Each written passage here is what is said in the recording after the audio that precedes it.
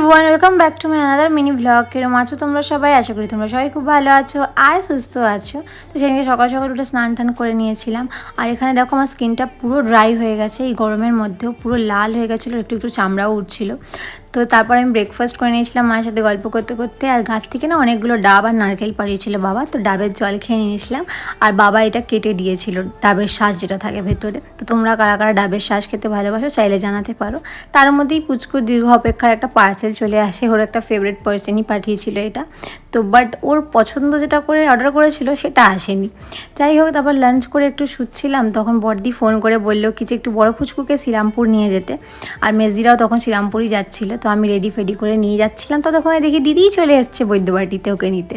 তারপর আমরা সবাই মিলে যাই, একটু বক্সিং দেখি, প্রচণ্ড ক্রাউড ছিল আর অনেকক্ষণ ধরে চলেছে, অতক্ষণ দেখিনি। একটুখানি দেখে পুচকুকে নিয়ে বাড়ি চলে আসি। তো আজকের দিনটা এভাবেই কাটলো, বাই।